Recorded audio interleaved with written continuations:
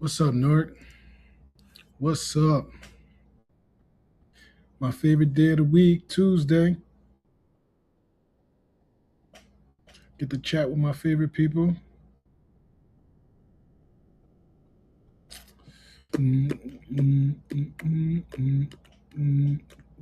Chat with my favorite people.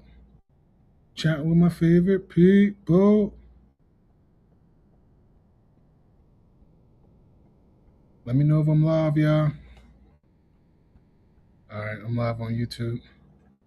Chat with my favorite people.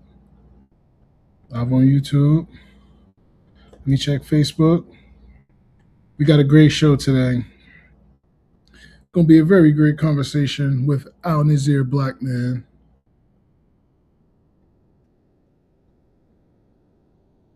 Come on, Facebook. Show them live, please. Show them live, Facebook. What's up, everybody? I see one person join.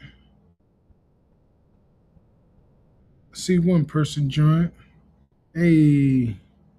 Okay. See City Harris. Respect. Thanks for tuning in, my brother. It's going to be a good conversation tonight. I'm chatting with Alnazir. Blackman. He's a realtor. Ah, I got a crook in my neck, man.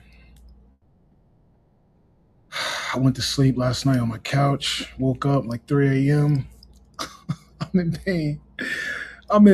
Y'all. I'm gonna have to do this injured tonight. All right, I'm on, bro. I'm in. Pull up whenever you arrive. Listen, whenever you're ready. Listen, on August 29th, that's next Saturday, not this Saturday, we're having a space tournament / pop up at at um at the Brisket Guy on Halsey Street downtown. RSVP is in my bio. Look, we got custom cars, y'all. Custom cars. You got the bags. Those bags didn't come out the way I wanted it, but it is what it is. It's the first version. We going to keep improving on them, but they didn't come out the way I wanted it. But it is what it is. Yeah, I have to understand. I have no experience in product making like this. So I'm learning as I go, and I'm trying to teach Newark residents to do the same. But I have the sneakers that's coming into the sample, so I'm learning as I go. We got Alnazir. He's a realtor.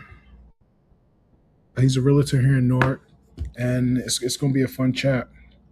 And Thursday, I'll be back live streaming.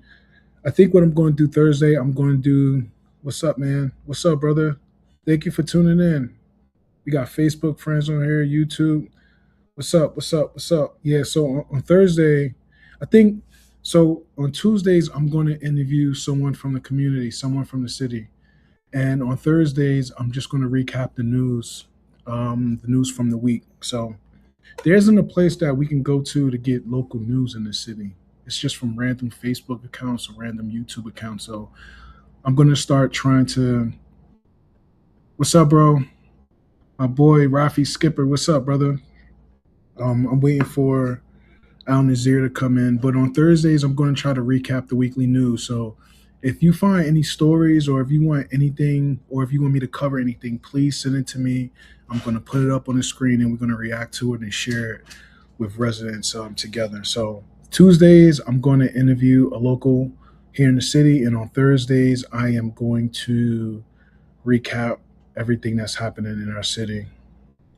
So yeah, tonight is going to be really, really, really cool. We have Al Nazir Blackman.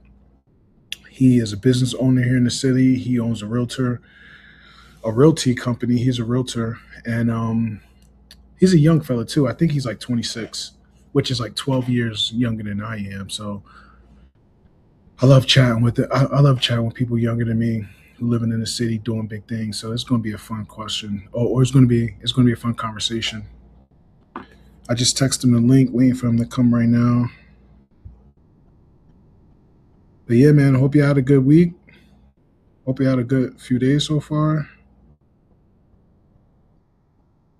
Should be fun. Um, Let me see if I have anything to react to before it comes. Actually, let me show you this bag. So this is a. Oh, I think he's here. Is he here? I just heard a noise. The heck was that noise? Oh, he's in here, guys. All right, let me put the bag back. But I'm going to talk about this bag on Thursday. Uh, uh, yeah, he's here, y'all. I'm about to bring him up to the stage. Alnazir, Oh, what's up, King? what's up, my brother? What's up? Good, man. I'm good. And you? I'm chilling, man. You ready to have this conversation for the people? Yeah, let's do it, bro. Ready as I'm ever gonna be. Love that, love that. So look, right, let me start with this. I always thought that I had the most black American name in this country. And then I met you, bro. Alnazir Blackman. Yeah, Like, do you bro. know the roots of that name? Blackman? I know it roots back to slavery. Hmm. I don't know. I haven't been able to track that lineage back, but I know it roots back to slavery. Um, my ancestry goes back to the Caribbean, which Hmm. is where a lot of the slave ships ended up. Okay. In the Caribbean. So Okay. Alnazir Blackman. That's cool, bro. That's cool. So listen, I was introduced to you by Lisa Parker. Lisa Parker is an elder and community. I would call her community activist. She goes to the city council meetings and she tries to do her part in keeping our local government accountable. right. And she said, "Hey, there's this guy. I'm trying to get you two connected." And I said, "Oh yeah, sure, whatever." And like this was after the election. And Okay. I wish I knew about you during the election. That would have been better. But this was after the election. So I was like, okay, whatever. And then one day I go to the coffee shop, man. And I'm sitting in Yeah. the coffee shop. Yeah. And then there you were, just right there. There you were, just right there. And then we started a conversation. And that's where our relationship started. It was really, really natural. Word. And I just was like, I just was wow. I just was impressed because I'm someone that like I'm really spiritual. Like I truly believe that if I put out the energy or if I put the right energy out there, I'm gonna attract the right people, 100%. everything, right? So the fact that that was really natural, there was no other seat in a spot that I could have sat at. You was right there, and then we just started our relationship, man. So Yeah, that was um, wild. That was a good conversation. We spoke for at least 2 hours just yeah, chopping it yep, yep, up. yep, and it was all natural. So again, Word. thank you for coming on my new show. It's called Word. What's Up Newark, and this started because like whenever I would put the camera to my face and I start just yapping or whatever, the first thing I'll say is "What's up, Newark? What's up, Newark?" So I just use that to just start a whole streaming series called What's Up Newark, where Tuesdays I interview someone in the city that has a lot of information to share with the people, and then Thursdays I'm just going to recap the local news or things that happened during the week. So thank you for being my second guest on here, man. I appreciate it. Um, we King. just, yeah, man. Like the goal tonight is just to have a natural conversation, the same way we did at the coffee shop that time. Just have a natural conversation, Word. and then if the audience have something to say, we're gonna bring them up as well. But let's let's start with your North. Like, what's your North story? Like, I know you. Oh, were you born in Irvington and you grew up in North? Yeah, so I was raised in Irvington. I was born in Orange, but Okay. I was raised in Irvington. Went to all Irvington public schools. But Newark was a very important part of my growth and development as a young man. So when I want to say 12, I got introduced to Newark via football. I played Newark Pop Warner football for the East Ward Generals. And that was the first time I started to frequent Newark. I went to Newark every day. And then from that, I formed relationships with people in Newark, people that I grew up with. And then playing for Irvington, I almost actually went to Shabazz. So Shabazz was trying to recruit me, even though I lived in Irvington. They was going to do this little thing where they like, give you somebody's address because I was pretty good and they wanted me to play for them. But I ended up deciding to stick to the hometown. Um, but a lot of the guys that I played against, Weekway, um, Behringer, had a rival with Behringer. So I played against these guys and we all came up together from Pop Warner. So I always would frequent the city of Newark. And what really like made me want to plant my flag here is I taught in Newark for a couple years and just really fell in love with the city. And I came to realize that Newark and Irvington is just like I would say Irvington is like a little Newark, but it's the same exact thing. Okay. So what did you teach and where did you teach? I taught at Science Park High School. I taught AP African American Studies um, at Science Park High School. So was that um like did you apply for that job or did you like get accepted and then they had to figure out what you was going to teach? Like Man, what that was was that was a class. That was a job that I got by the glory of God, brother. The way it happened was just so organic. I actually was in college doing my like internships. You call it like we do like we basically shadow a teacher, and that's how you learn how to teach. So somehow, some way, I got hooked up with this guy named Thomas, and he wanted me to come do the internship at Science Park because they needed teachers, and I guess he liked my resume. I don't even know how he got. I think somebody gave him my contact information, so I went there. I did my little internship, and then on my way out, the principal there, which was Principal Zahir at the time, he knew me from football, so it all came like full circle. He knew the coaches that coached me. He used to come to the games, so he remembered me. He was like, "Yo, I remember you, and I heard good things about you. Do you want to work here?"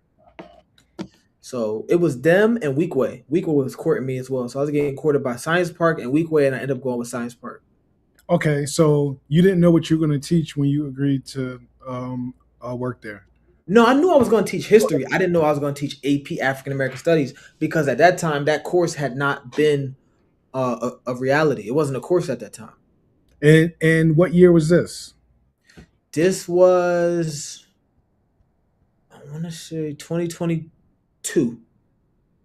2021 to 2022 school year. Yeah. Okay, so you saying in the year 2021, 2022, teaching specifically about Black American history was not a thing.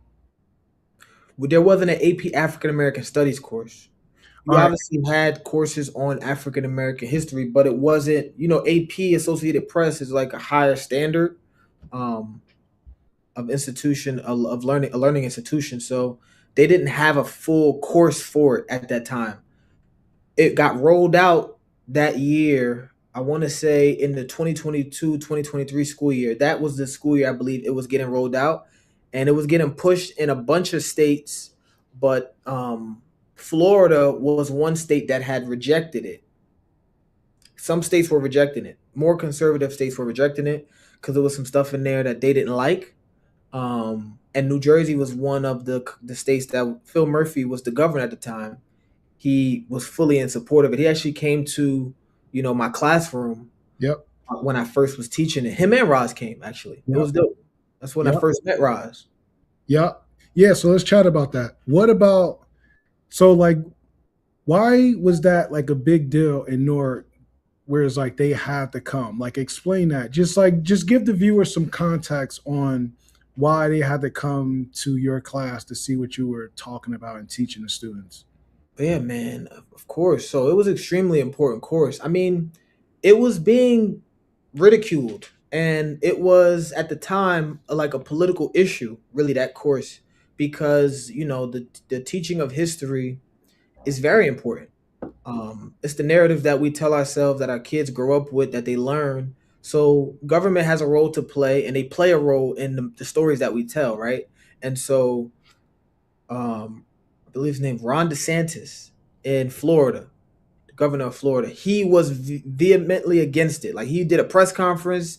He was like, "I'm not teaching this. This is not going down in Florida," and he got a lot of support, and obviously he got a lot of backlash too. In New Jersey, Phil Murphy made a stance, and he wanted to show support.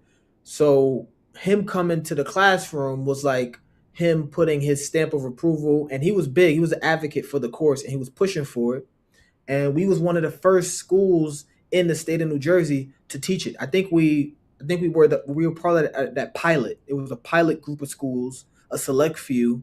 Science Park was one of them. So that was a big deal. That was a huge deal. All right, so let's just get. Let me know your opinion on this idea. Do you think that there's an effort throughout this country from so many different groups, organizations, um, cultures to erase the Black American history in this country? Mm. Specifically, everything that the Black American has done to get this country to where it is today. And I'm only asking you because you taught Black American history. So what do you think? I think it's deeper than that. Do I think, to answer your question directly, do I think there are some people that want to erase Black history? Sure, maybe a Black small American history specifically, right? Like Black Black American American history. history. Yeah. Yeah, is there a group of people that want to erase Black American history? Sure, maybe a very very small group. I think there's a bigger group of people that want to tell the story, Mm. right? And I think it's about who's telling the story. Because one thing I learned as I was piloting that course and trying to compare it to what was already out there, a lot of the history that's being taught in schools is Black American history, to be specific, is Mhm. not from the perspective of Black Americans. So we get a lot of our stories that we learn and that are being taught are told from a perspective outside of our community, and because of that, it can only be but so genuine, right? Because it's all about perspectives. One thing you learn in history when you study it is that one event can have 10 different um, descriptions, right? Because everybody's going to tell the story from their perspective. So me and you could see the same exact thing happening. Um, we could see a fight break out in the street. I could see the guy that lost. I could say, the guy with the red shirt lost. You could say the guy with the red shirt won, right? It's just different perspectives. So I think more than the erasing of Black American history, I think that there's a narrative. I think that a lot of times we don't get to tell our own stories. And in history, you see that a lot with the perspectives that are taught. It's not always from a Black person's perspective of what actually happened to the Black person, right? Um, which makes it difficult for us to tell our story genuinely and to know the experiences of our ancestors in a genuine way. Got it. And then have you we're about to get into the next phase of your career, but have you been keeping updated with the progress? Of AP African American Studies? Yeah. No, I don't. No? I have no I have no idea where they took it and where it went. God willing, it's doing well. But I don't know. No. Okay, okay. So let's chat about that. You clearly had a career change. So you went from teaching black youth in Newark to now you're in real estate. What inspired that, or what forced it, or what persuaded you to leave teaching and go work for yourself essentially? Great question, brother. It was a couple things. It wasn't one. If I had to boil it down to a few key things, number one, I always knew I was going to be an entrepreneur. I always knew I wanted to start a business. I wanted to operate a business. I didn't know what that business was going to be. Um, so let's take it back to why I got into teaching. I got into teaching, even though I wanted to be an entrepreneur eventually. I got into teaching to give back to my community. I knew there was a need for young black male teachers. I knew there was young black men in those classrooms that I could impact because I was impacted by black male teachers that stepped into my life. and just teachers in general that stepped into my life, spoke life into me, and built me up. And without them, I cannot be who I am right now. So I said, let me go do the same thing because that was very important to me to give back to my community. So number one, I wanted to be an entrepreneur. So I knew eventually I was going to have to leave or shift. What the plan was never to leave that early. What made me leave that early was I realized what the education system in America actually is. Um, and then I made a decision I didn't want to be a part of it. Explain. Well, the reality is our education systems, what a lot of people call schools, are more like child detention centers. And I know, that sounds crazy, but that's a lot of things. A lot of places we call schools, they operate more like that, like a child detention center, just a place to keep your kids for 8 hours a day while you go to work. And there's not a lot of education taking place. It's not a lot of creative thinking. There's not a lot of learning. It's more like babysitting. It's the reality. And So, you experienced this while teaching AP because most schools don't offer AP, so you had to be in a school with the good students, right? well, Science Park is a school with the good students. You Yeah, can see that. I but think you it's still, but you high school. still, okay. But you still was able to see how messed up things were in Science Park. So you can only imagine how things were in other schools. Yeah, I mean, the Bible says, and I hate to butcher the Bible, something like a bad fruit, a bad. You could tell the I'm losing it right now. Basically, a good tree is not going to produce bad fruit, and a bad tree can't produce good fruit. So you know the tree by its fruit, right? So it's not necessarily that Science Park is a bad school because it's not.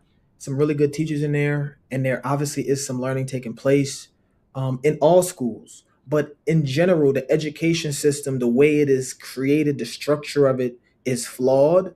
And because the structure of the education system is flawed, anything that the education system produce will also be flawed in a way.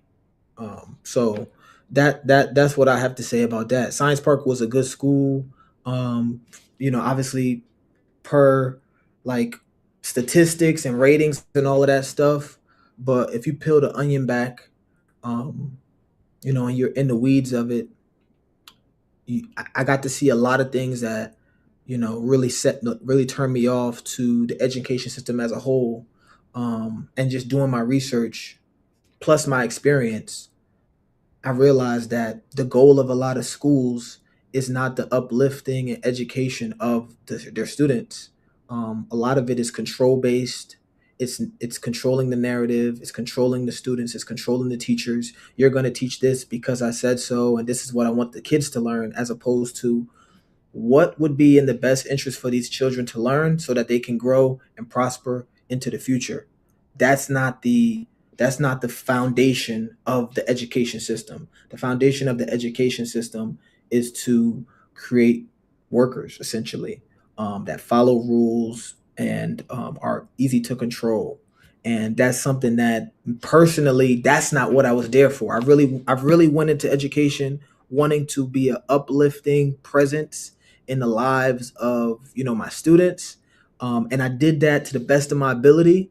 uh, but the system that I was in wasn't conducive to that. Yeah, so there's a comment by La. She says, would you say that there was a lot of red tape?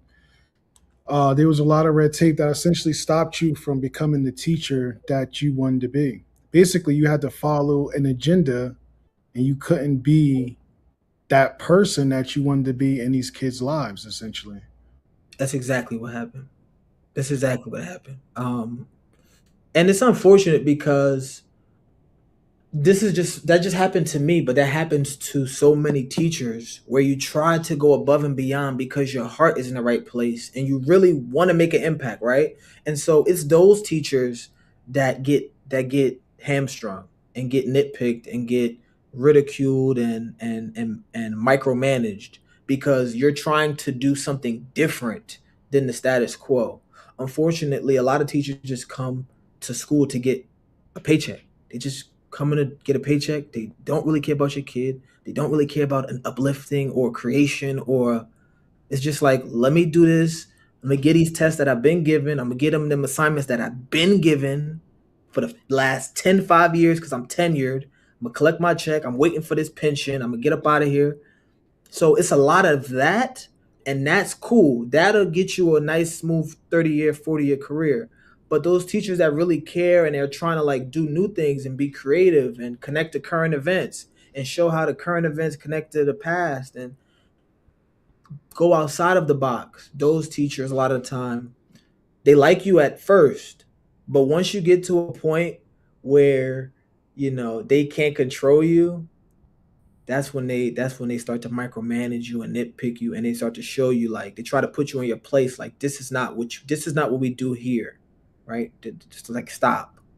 And so instead of, go ahead. No, no, I was just gonna ask. So with Newark being having control of our school system, is this like? Do you think that our superintendent is getting orders from someone higher than him, or you think that's just that's just his agenda that he wants to push here in Newark, right? Because we do have control. Essentially, we can do what we want, but what's stopping us from doing what we want? It's a good question, man. So where does it all come from?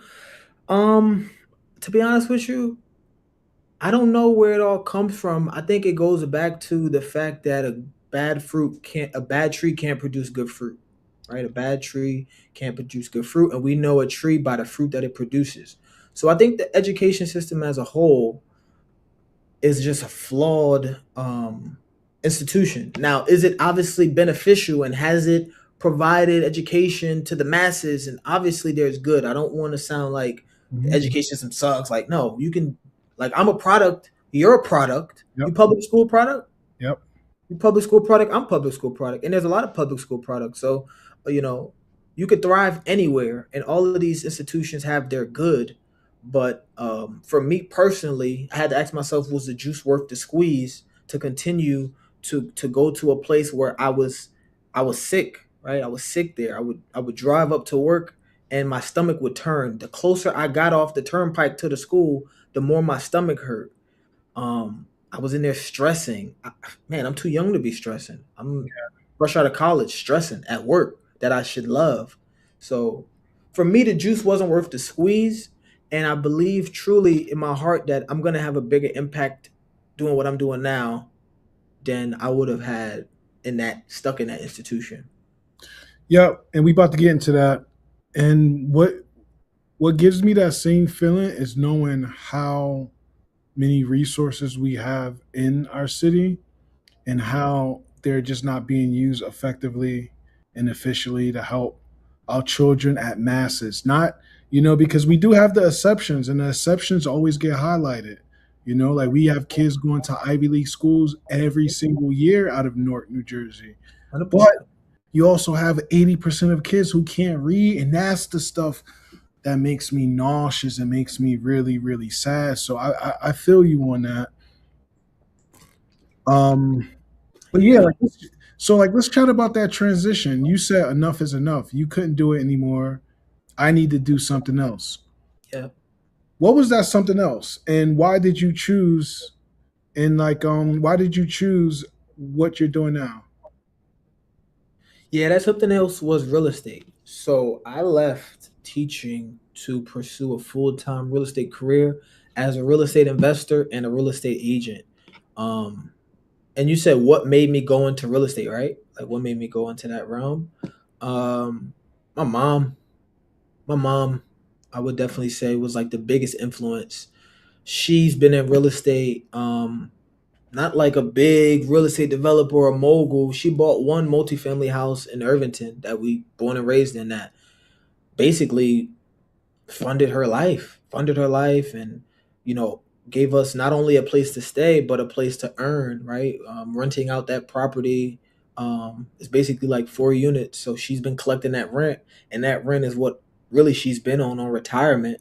But I've seen her since I was a kid, always, getting tenants, collecting that income, and I saw the level of comfortability that she had just from one property. It's not like she had, a big portfolio. She had one property, and she's been, pretty comfortable, I would say, since I was a kid. So we always had a place, a roof over our head. We always had food on the table. So I said, you know what? Let me try this real estate thing because I've seen her success, and then just doing my research. I mean, most millionaires, almost all millionaires, dabble in real estate if they're not heavily involved into it. Okay, so what? Okay, so you decided to stop teaching in Newark, but you said you're going to stay in Newark and start Oh yeah, a real estate company. yep. Why did you stay in Newark? I mean, I think we know for obvious reasons, but let's hear from your mouth. Like, why did you decide to start your business here in Newark? And do you live here as well? I don't live in Newark. Okay, My office is in Newark though. My okay, office. I don't live in Newark. okay. So why did you decide to start your business here in Newark? What made me want to start my business in Newark is I fell in love with the city, man. I fell in love with the city. It's just a vibe. Like it's just something about Newark. It's not something I necessarily could put my finger on. I mean, I could say all of the things, but it's more about how I feel when I'm there. It feels like home. Um, and not only that, that's a big part of it. But the second thing is the opportunity in Newark is tremendous. I mean, it's huge. It's Newark is, if you know the history of Newark, you know what it used to be, right? And that's another thing. I really started studying the history of Newark, and Newark has a deep, rich, interesting history that you can learn from. Um, it was basically the number one, global economic powerhouse of all of New Jersey, almost rivaling New York City at one point. And so I think we're going back to that, and I want to be a part of that growth, man, because I feel like if Newark thrives, I feel like, all right. So you got Essex County, you got Newark, Irvington, East Orange, Orange, all right, mostly predominantly black communities, black and brown communities. As Newark grows, they all grow. So I want to have impact. Like money is cool, and I can make a lot of money in Newark. I want to have impact, and I truly feel as though as I'm planting my seeds in Newark and allowing Newark, helping Newark to grow. I'm not allowing it, but I'm helping Newark to grow. Everything around it is growing as well, right? So it's a beautiful thing to be a part of that growth and truly believing in the city. I think in the next 10, 20 years, it's going to be a different place. It's going to continue to reinvent itself. And, our people are going to feel that growth. And I want to be a part of that. So you decided. So all right. So the only history or experience you had in real estate was your mother owning the house that you guys grew up in, right? That's it. So you said, I'm going to go out and I'm going to learn this industry on my own because you didn't go to school for it, did you? I did not. Okay. Okay. So did you do this while you were teaching or you just quit completely from teaching and you just dove straight in and studying real estate? Yeah, so I was doing this while I was teaching, right? I was doing it part time. I got my real estate license um, part time, and then eventually I did my first deal with my neighbor. Um, this was actually even before I got my real estate license. I did a deal with my neighbor. That was the first taste of real estate money, and I did that first deal, and then I made like more than I made teaching, but I did it within like a few days as opposed to like my month salary for teaching. I made my month salary basically in like maybe 48 hours of real estate. And I was like, You did whoa. this. You did this while you had a full time job, right? Yes, I was doing it as I was actively teaching at Science Park. So I was like, oh, I can make this much money this easy essentially. Won't say it was easy, but it was that deal. It was kind of easy. And then I just started to do it more. And then on my breaks, I was doing real estate. I was making cold calls, calling homeowners to see if they wanted to sell their property because I had my real estate license and I wanted to, you know, do more deals. And then eventually I got one deal, I got two deals, I got like three deals while I was teaching. And those checks were like more than what I was making teaching. So I'm like, I don't need this job. And when you don't need a job, the conversation is different, right? Because then you Mhm. start asking questions like, well, why do I go? Right? Mhm. Because once you take money out of the equation, you got to ask yourself, why do you go to your job? You just go for most people just go for money, and so if you don't got to go for money no more, why go? Got you. So now we about to really get into it. This guy Malik K. Emin says he doesn't know anything about Newark. Well, we about to see about that. We Man, about to see about that because bro. now, now this is where the real conversation is going to Right, start. right, Right? All right. So here's the right, thing. right, right. So Malik, right? I think you came to the chat late. Listen, this brother was born in Irvington. He played Pop Warner in Newark. He spent a lot of time in Newark. He came back to teach high school. He taught AP Black American History in high school. He started his business here. But now we about to have the real conversation why I really brought him up. Let's start here. You make a lot of content, and if everyone doesn't know, he makes a lot of content on Facebook, on Instagram, and one of your themes of your one of your consistent themes in your content is this question that you ask: why is rent in Newark so damn high? Yeah, Let's yeah. chat about that. Let's chat about that. Like, because I saw you made several videos about that. Why is rent in Newark so high? Great question, bro. So it's a lot of things. It's a lot. It's like a lot of things that just culminate into one nasty bowl of soup, right? It's just like so many bad ingredients. So number one, you have just regular inflation, right? Regular inflation is going to drive the price of everything up. But we have a super inflation after COVID-19 with the amount of money that was put into the economy, right? Which was like crazy, the amount of money that was put into the economy, just free money, right? And that's going to diminish the value of the dollar. So we're in a place right now where we had some of the highest inflation we've ever had. That's number one. Um, Number two, a lot of the property in Newark, rental property specifically, is owned by private equity firms, Yep. right? And these private equity firms, their main objective at all times is to generate a profit. Okay, so it wasn't always like that, right? Before these private equity firms came and took over a lot of the real estate um, in Newark, you had more local landlords, right? Now, local landlords, mom and pop landlords, you still have some, right? There's still a lot of homeowners who live in the community, but they got a couple rental properties. Those homeowners are all almost always going to charge less rent, whether that's 200, 300, 400. I know people that are renting out two bedrooms in Newark right now for $1,100, right? Just regular everyday people, but because they don't need that extra money, they're not looking for it, right? So those homeowners um, are going to always charge lower rent. Right now, there's not the ratio between private equity and local homeowners is totally off. Right? Only a small amount of like mom and pop owners. So that's another thing. Um, and then number three, Newark is going through a renaissance right now. Um, that's just unprecedented. I mean, we've seen it in other places, but in Newark, we haven't seen it. Um, so right now, everybody wants to live in Newark. Everybody wants to move to Newark. And we're seeing a lot of people coming out of the suburbs to move back into the city of Newark. Right now, the cities are cheaper than the suburbs.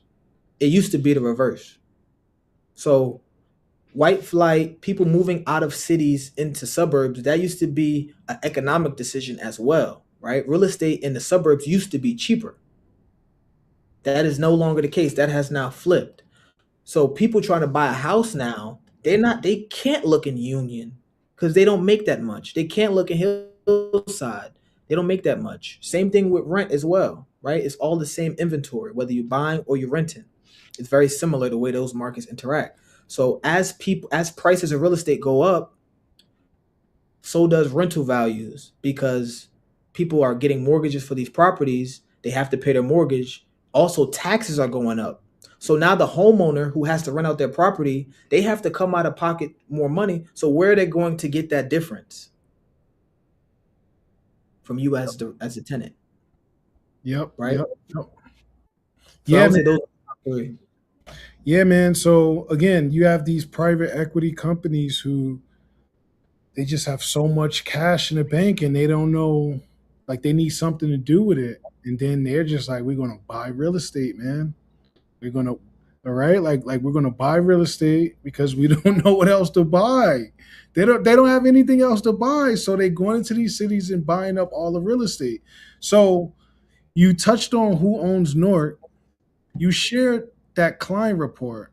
And like that was one of your videos that probably got a lot of traction. I've seen it got like 1,700 shares. What did you learn from the client report? Oh my God, I learned so much. So And let's break down what the client report was. It's a yeah, report. I want to definitely give credit to Rutgers Newark. They did a study called "Who Owns Newark." I recommend everybody in here to go watch it. If you care about Newark, if you live in Newark, whether you live in Newark or not, if you care about the development of the city and you want an understanding of what's taking place, go watch "Who Owns Newark" because that sets the table for everything that we're experiencing now.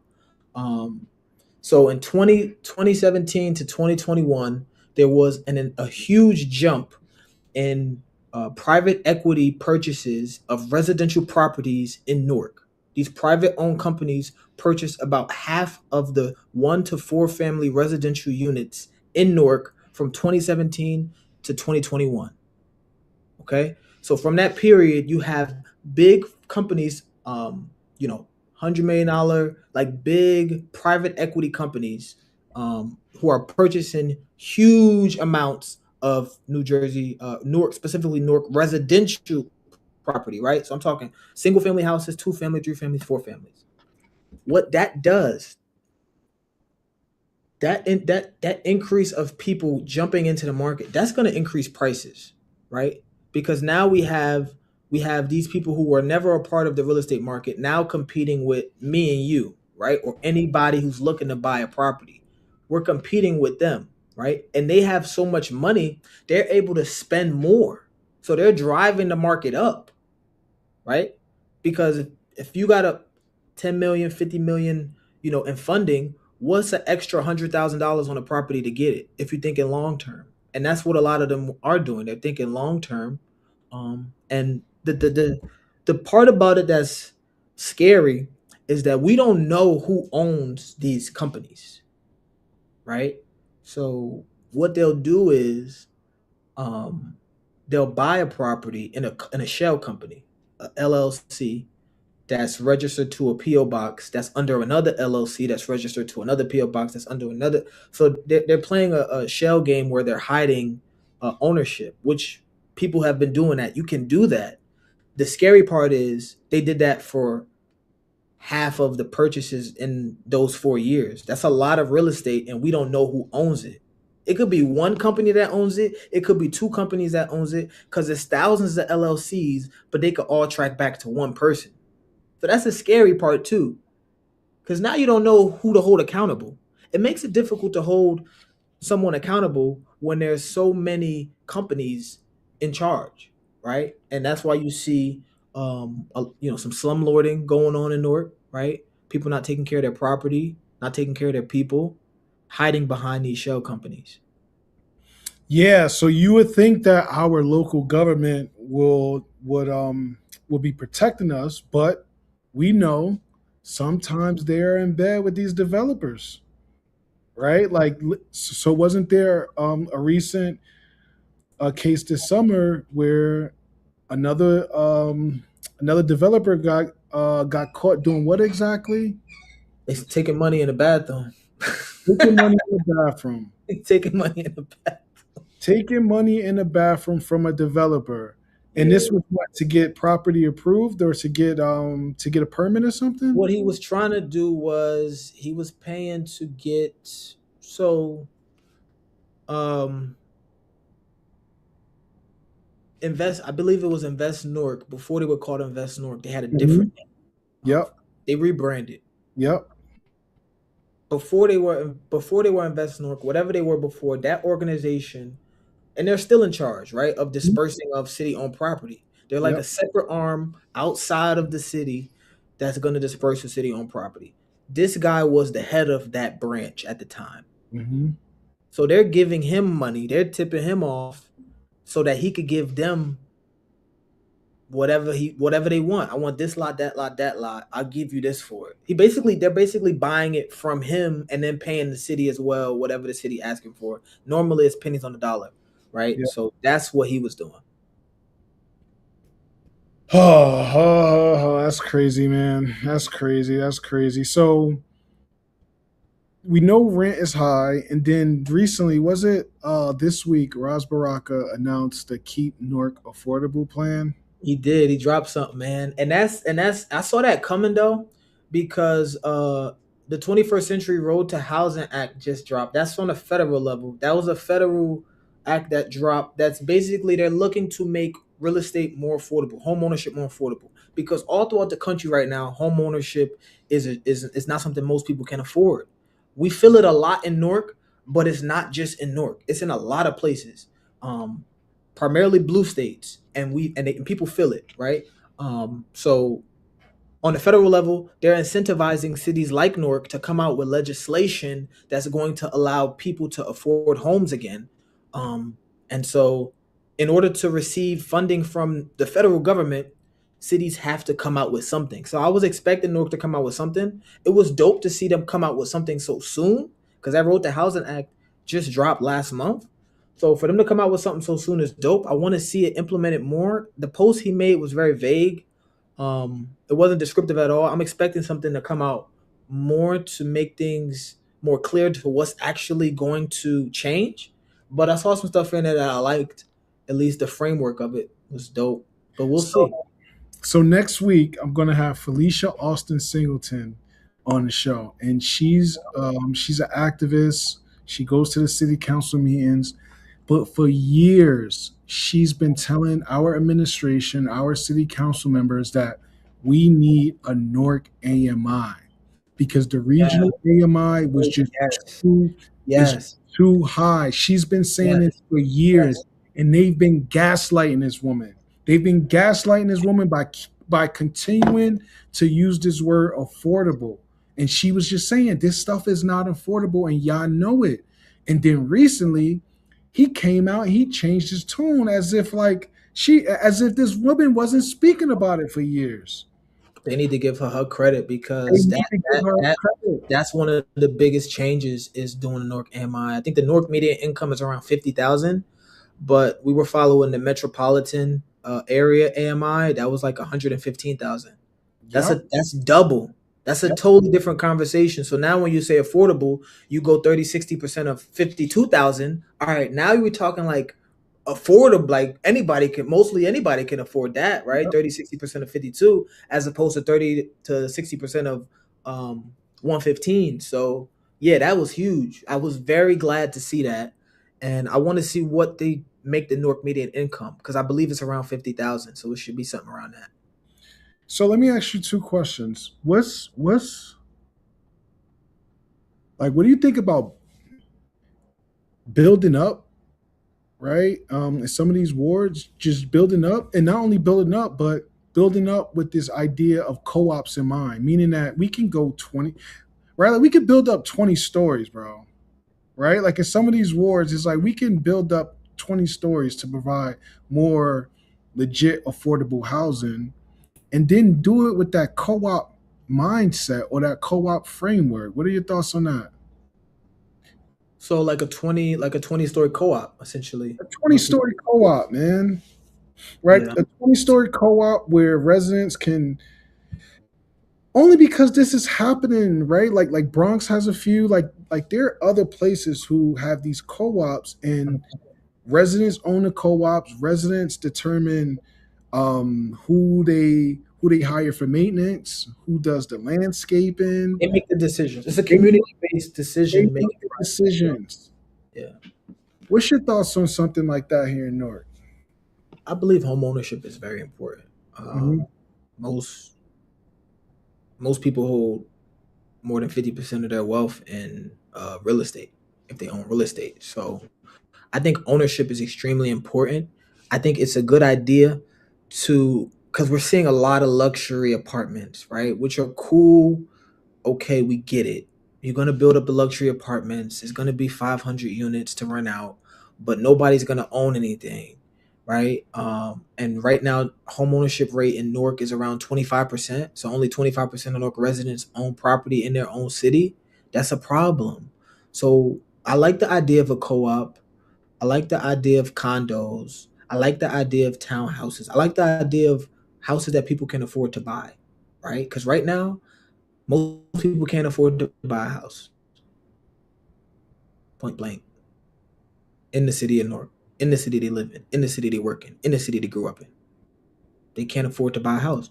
So I'm 100% with any effort to create housing that is affordable for everyday people to buy without needing subsidies, without needing grants, just being able to buy it because the house is affordable and they make enough money, right? And then that way we could increase the home ownership rates in Newark, right? And one thing about home ownership, when you own something, you treat it differently. When you own something, you treat it differently.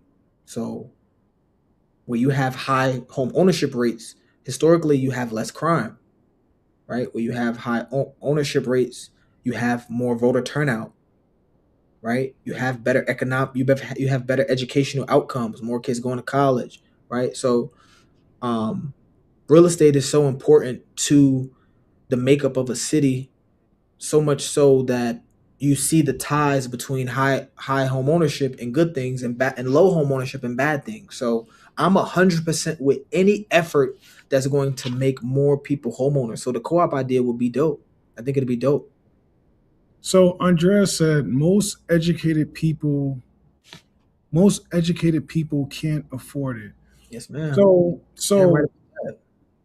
so like I saw a comment on one of your posts and someone said they said the world is changing, Newark is growing, you either get with it or you get left behind. There's so many jobs out there that people can afford. Like, but where does the government step in and say there's systematic issues at place where wages are not rising, but the cost of living is? At what point does the government step in and say we need to address this through policy or through different systems? Or is it this idea that it's just capitalism and supply and demand is what matters more than the government interfering with the cost of living? Because my like when I ran for mayor, my thing was addressing the systems where I wasn't thinking of home ownership the same way people traditionally thought of home ownership. I wasn't thinking of it like you need so much money to buy a house. It's like you could team up with a group of people and you can exchange services in your neighborhood, exchange services with the government, and then you can get get rewarded in things other than money to help the city grow. That's what I was thinking about. But then there's this opposite side with that's just saying, hey, that's just how things work in this country. You either have money or you don't. When does the government step in and say, we need to help the people out? A Right? great Like question. question. That's the question. Like, when does the government truly step in and say we need to create a new system to essentially combat capitalism? Because it's all about capitalism, right? Like, we can't stop these businesses from coming in here. I mean, we can stop the businesses from coming in here and buying up all the land, but then they're going to call you a socialist, right? So, like, what role does the government have in deciding who gets to live in the city? That's the question I'm trying to figure out over these next 3 years. Because people think that if you don't have it, then you're just going to get kicked out of Newark. So to her question, it's like, yeah, a lot of educated people just can't afford to stay in the city, man. Yeah. Yeah, and I think That's a question for you to answer, brother, not me. I know. I mean, hey, Not listen. in government, but I'm interested to hear what do you think about that. I'm very interested because that's really what it's about when you look at it from that way. Like, all right, we understand wages haven't gone up, but real estate prices have. The people who have been born and raised in the city are affected the most. When does government step in? Should government step in? How does government step in, right? To help. Yeah, man.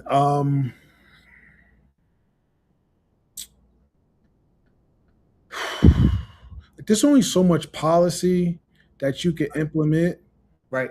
without the Yeah. residents getting involved as well. Facts. Right. So I look at it as using government resources to organize and educate and kickstart residents into, hey, here's a new perspective on life. Here's a new way that we can live rather than expecting government to do everything for you. It's like organize, come together, build a co-op, man. Right? Like build a co-op. I introduced this idea of Nork bucks, right? And this was legit a digital currency that residents can earn for doing things to make our city better. Where it's like you can earn this digital currency and you can use that digital currency on food, you can use the digital currency on clothing, you could use the digital currency on medicine, and you could use the digital currency on housing. So it's like providing people with an opportunity to live in the city without ever touching USD. I truly feel like that's the next level of capitalism. That's the only way you can protect residents from capitalism, Mm. It's right? create your own income, create your own currency. I mean to say. Create our own local currency, man, right? That's tied to you actually putting in work to help our city. Right. And right in my world, I think that's where it's headed. And I thought Newark could be one of the first cities to kickstart that, but we have to wait another 3 years. But like that was my idea. But let me get back to something. Um, you having a business in Newark, how could like Newark residents support you? Because you seem like you're one of the good real estate people in our city who truly aren't here to exploit our resources. Like you seem like you truly care about our city and the people in our city. What's something residents can do to help you? Oh man, that's a good question because I'm always thinking about ways that I can help everyone else. Um, I mean, I would love to earn your business. I mean, if you guys want to follow me on social media, seriously, I do a lot of content on Newark. So just getting the support of people in Newark and getting the feedback from people in Newark, like that's a lot to me. Like a lot of the content I do is to generate a conversation. Almost every piece of content I do, I'm looking to generate a conversation because I don't think enough conversations are being had with residents and shareholders in Newark about Newark's future. And that's a problem as well, right? Because we're only as strong and powerful as we are united, right? There's strength in numbers, right? If you want to, there's an African proverb that says, if you want to go fast, go alone. If you want to go far, go together. So um, really, I would love people in Newark to just join my community online, be involved in the conversations. Um, Let me know what your opinions are based upon some of the things that I bring up on my page. I would love to, engage in dialogue and just keep the conversation going because that's what I really care about the most. Like I said, is just being a part of Newark's growth. Obviously, if somebody is thinking about looking to buy in real estate or invest or trying to create some type of structure where they can build property in Newark, work with developers who are building property throughout Essex County, and also in South Jersey. I do a lot, man, but primarily, if the number one way people can really support my business is just give me the opportunity to help. Um, any real estate related questions, even if you're not looking to do a deal, just maybe you want some information about your mortgage or Maybe some grants in the city. That's something that I've been trying to push a lot. There's a lot of grants in the city that people don't know about, and I post a lot of content about them so you guys can access, like you said, some of these resources. There's so many resources the city has, but the city doesn't always do a great job of promoting it. So I try to promote it on my page. So even if you guys had questions about, how to get funding from the city for certain renovations for your home, they have funding for renovation for your home that a lot of people don't know about as well. So just give me opportunity to help. That'd be a blessing. So what's your like? So like, there's a lot of talk on slumlords. What's your thoughts on slum tenants? Because that's a because like Yo, he says slum tenants. I never heard that one.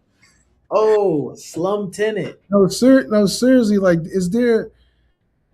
It seems to be a disconnect between the landlords and the resident and the renters, and I think that disconnect happens because the information is not being shared properly from City Hall.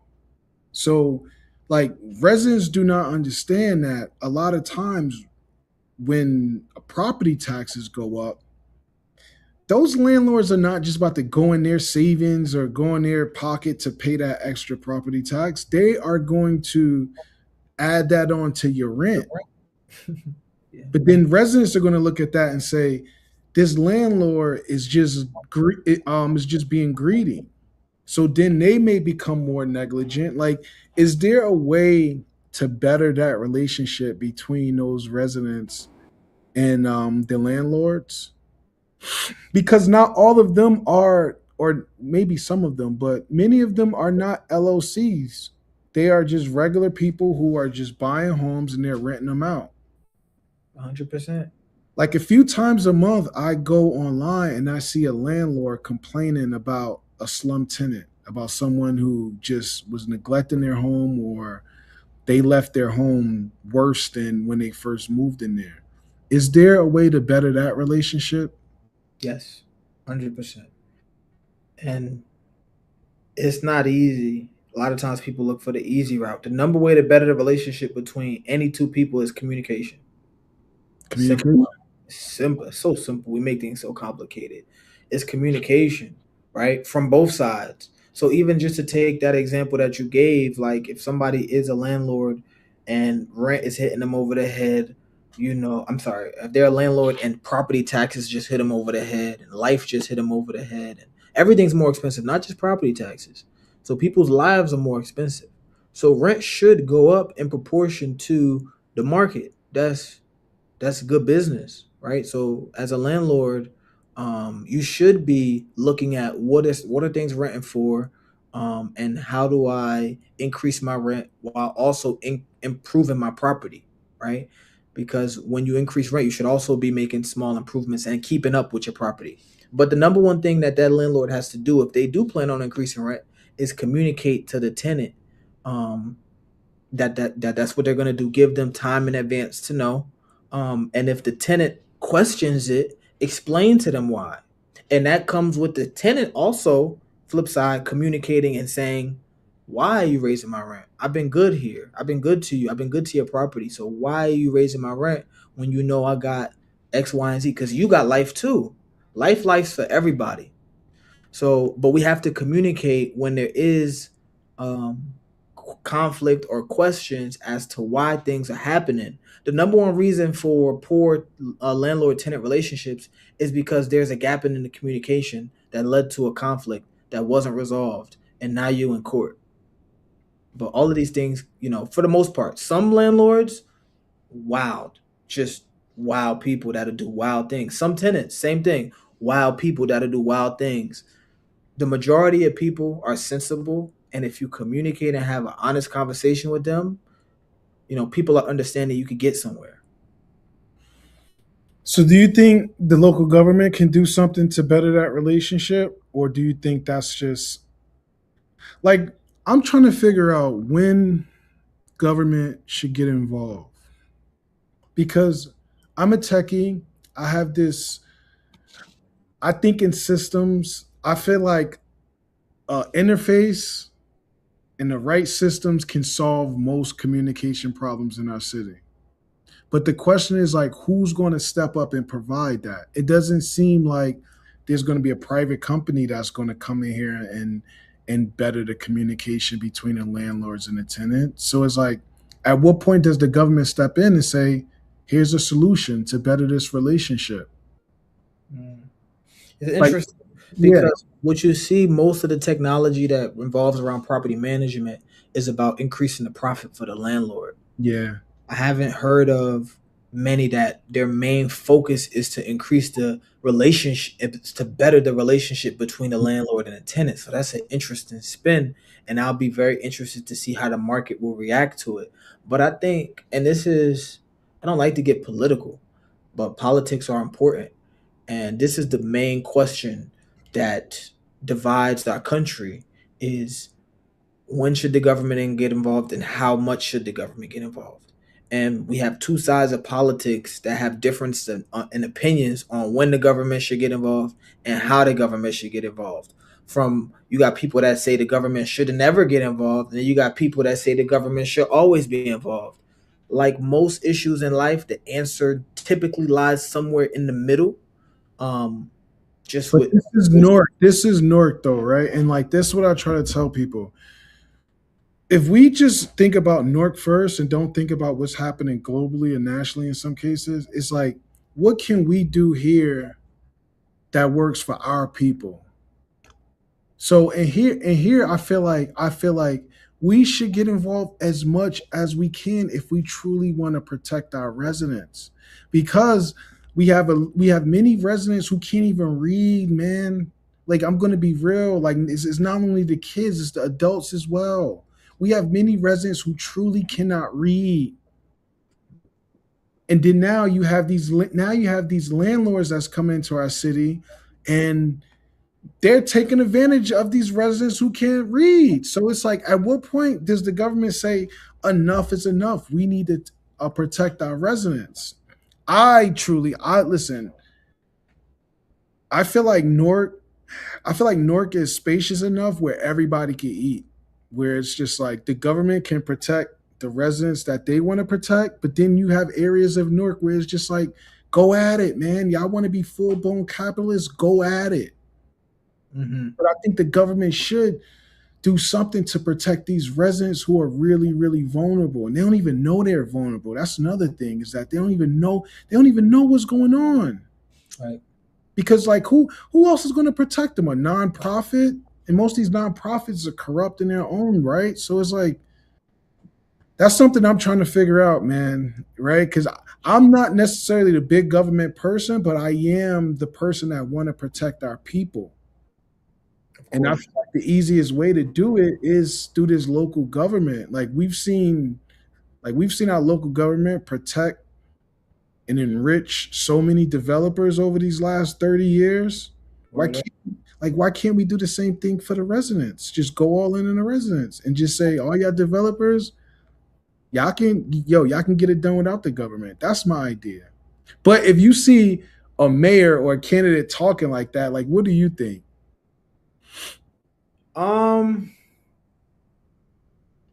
Once again, I don't like to get too political. I always preface my statement saying that because you got me getting real political right now. But me personally, I believe that uh how do I say it? So when in government, right? Me personally, what I believe in government is that the less a government can get involved, the better. That's always my perspective on things. The less a government can get involved, the better. Are there instances where government needs to get involved in certain parts of our lives as citizens? Of course, 100%. Um, in terms of, to be specific, in terms of landlord and tenant relations, I don't see how local government involvement makes that situation better. I don't see it. Maybe if it was explained to me what that looked like in black and white, and that's another thing too. Like with government, right? Like you have obviously the idea that you want to implement. This is with anything. It's not even just government. This is in life. Everybody has an idea. You start off with an idea. This is what I want to do. This is how I'm going to do it. I'm going to do X, Y, and Z. Then you have to then take that idea and you got to get people to believe in it, right? Getting people to believe in it, the idea is going to change once your idea meets the real people that have to believe in it. Then after the people believe in it, then you have to implement it. Then the idea is going to change a little bit in implementation, because implementation, there's kinks that got to get out, et cetera, et cetera. After implementation, then you have to wait a few months to get your results of what that idea put into place. So I say all of that to say, if you do roll out something that is going to do that landlord tenant relationship, it could definitely make it better. Obviously, it can make it worse too. So then you got to weigh your pros and the cons. That's why me personally, I'm always like, the less government, the better, because we could put something and roll something out that could have all good intentions, and then it don't do what it was supposed to do. So is there a way? Is there a way that the way it is now we can work on it without getting involved in it? Because all of that requires more government resource, more government intervention. And to be honest with you, a lot of people don't trust government. You're right. Listen, you're right. My point is just that desperate times call for desperate measures, man. And I'm not saying that the government is going to get involved and start ordering people around.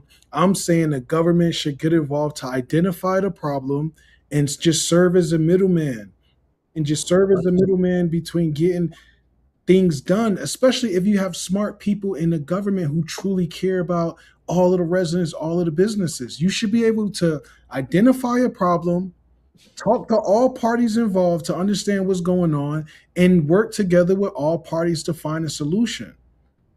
I agree. That There, I agree with 100%. right? Like there's just so much inactivity with solving problems in our city right now that everybody is just left on their own to solve issues. And I just see a city where the government is not ordering people around, but it serves as a middleman to get some of these problems solved. Because who else is going to kickstart like tackling some of our problems if it's not the government? A private company, Nah, grassroots organizations where I like 17% of residents actually voted. You think they're going to organize to go better their lives? So I understand this idea that the government should not be involved, but then it's just like, who else is going to do it, man? And that's what excites me about getting in City Hall. It's just actually solving problems. So word. I don't know, man. This was a good chat, man. That's all I have for you. We got a lot of activity in the chat. And this was cool, man. This was cool. I would love. Let me read this one comment by Terrence. In 2019, the newly cheaply built three-family homes were 1,500 for three bedrooms and two full bedrooms. I believe now they started. See, yeah, that's what you said, man. They started 20. Yeah, yeah, yeah. 100%. Like, I think more than that. I think the three bed, two bath, you looking at 2,500 easy. And this is the thing too. I didn't say this, Terrence. Bring up a great point. The rent going up would not feel as bad, and it wouldn't hurt as much if wages went up at the same rate. Yep. Wages didn't really move like that. So this is the problem. And this is capitalism, free market, right? People gonna get paid what the market is going to say that they're worth, right? So if wages don't go up, because that's what the market is saying about wages, right? And that's for all jobs, but property goes values go up through the roof, and interest rate goes up, right? Now you have, and rent goes up. Now you have people who are handicapped because they're not making enough money to take care of some of the essentials that they need in life, place to live. And that is where I can agree with you 100%. When citizens are not getting the essentials that they need, that's when I believe government intervention should come, because we all have our rights to life, life and liberty, and the pursuit of happiness, right? There you That's go. that's the idea. So if people are not getting access to those things, then that is where government, our constitution says that's where government would step in. Hey, see, look, see exactly. So you just worded it a little different than I did, but that's exactly what I'm saying. We are in desperate times, and most people can't even realize that. So I feel like in Newark, New Jersey, we can do things to protect residents that not a lot of municipalities are doing. But before we go, let me ask you one more question. Sure. Like, so when you look at capitalism, right? Capitalism just says if you got it, you got it. If you don't, you don't. There are people who just believe that black people's time in Newark is up. And if you can't afford it, if no one's responsibility It's to up. I'm telling you, that's what these people That's think. crazy. Somebody said that. Well, they didn't say that directly, but that Wow. feel like that's what they're thinking. It's like all that beautiful real estate, the park, the airports, the highways, the bus terminals, the water, all of those amazing resources you have, it's time for someone else to come take it back, right? And Yeah, I see what you're saying. right, That's a real conversation. It's like, well, we didn't manage what we had, so now we don't have it, or we're not going to have it into the future. Basically, is what you're saying. that's basically what I'm saying, right? Especially when you look at the low activity when it comes to civic engagement in our city. Word. Is there a perspective where it's just like it is what it is? It is like hey, like it is what it is. Like you guys just gave it away, and that's just how the world works because that's the narrative that's being pushed now. It's just that you guys are just don't appreciate what you have, and it is what it is. What's your talk? What's your thoughts on that before we go? Um, I think there's some validity to it. Um, I think there's some validity to the fact that, and I think it's clear to see that certain things weren't managed well, point blank, in the city of Newark. Um, City of Newark got a deep history that we don't have the time to get into as to why it is the way it is now. But I think there's a case for some mismanagement um, on the part of the people in power. I think there's a case for. I think there's a real case to say that we could have did things better. And when I say we, I just mean us as a community in the city of Newark, that we could have did things better. Does that mean we deserve to leave and we don't deserve to be a part of the growth of Newark? No. I think it's I think it's having the humility to say, okay, let's look at where Newark is right now and where it's going. Right now, it's going in the right direction. For a long time, it was going in the wrong direction. We were here for that. Now that we see it's going in the right direction, now is the time for everybody to figure out, if they haven't already figured it out, how am I going to be a part of that? If you really love Newark and you're here to stay, you're going to figure out how you're going to be a part of it. And you're going to be a part of it. Because if you want to be in Newark, it's nothing going to stop you from being in Newark, Mm. right? And that's really what it comes down to. Like, I know a lot of people that are selling their homes and they're moving out of Newark for multiple reasons. It's not always financial. Sometimes it's family stuff. But I also know people that, they don't got a lot of money, but they figuring it out, and they're not, and I don't see them going nowhere.